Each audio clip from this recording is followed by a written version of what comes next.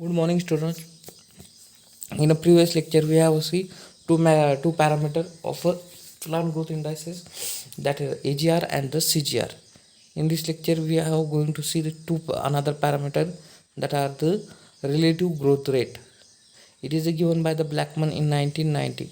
The crop rate are measured increase in size of mass or a number of crop over a time period.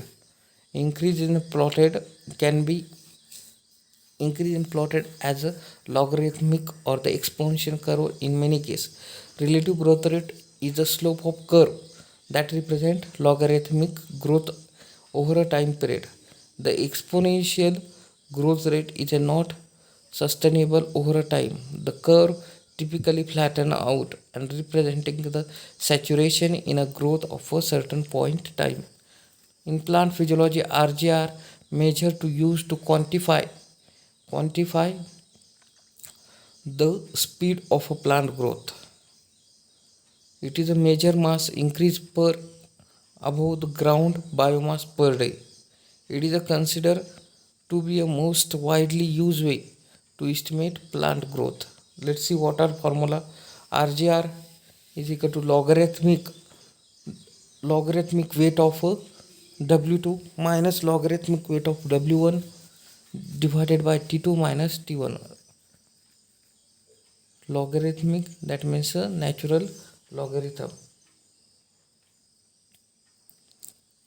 and the remaining same as a AGR, but only one condition, that are the logarithmic weight are determined. Then next is the leaf area index. The leaf area index, total leaf area per unit ground area, that are known as the leaf area index. Indication of canopy. Indication of canopy density biomass used to the monitor the growth infestation, often used for the ground truthing the remote sensing leaf area data. Leaf area index is also given by Watson in 1947. It is important for photosynthesis is estimation both assimilating area and the growth. For the production of leaf area per unit land per is more important than the individual plant. Leaf area index is the ratio of a leaf area to the ground area.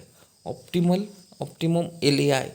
LAI increases slowly in early stages of a crop and rapidly after the seedling stages.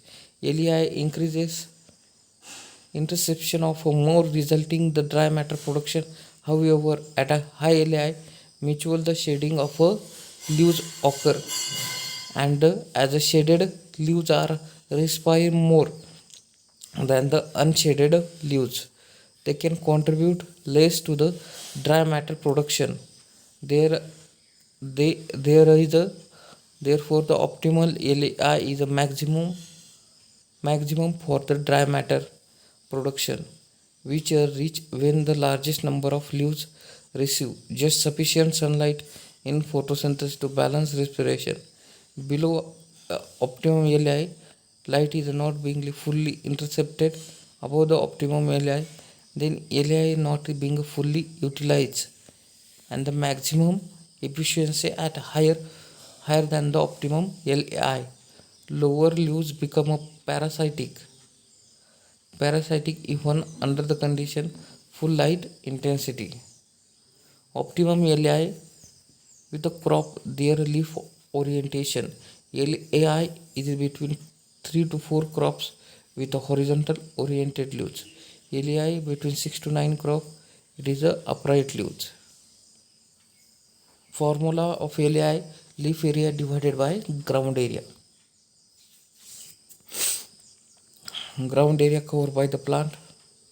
Leaf area is 40% of a ground area. Leaf area is 80% of a ground area. That are the curve of a leaf area across a time. That are the overall about this chapter. First we have a see the definition of germination, then seedling growth at early stages, then seedling growth early stages under the stress, then plant growth indices that are the important in the view of exam. Okay, if any problems about this chapter, please comment below the section. Thank you.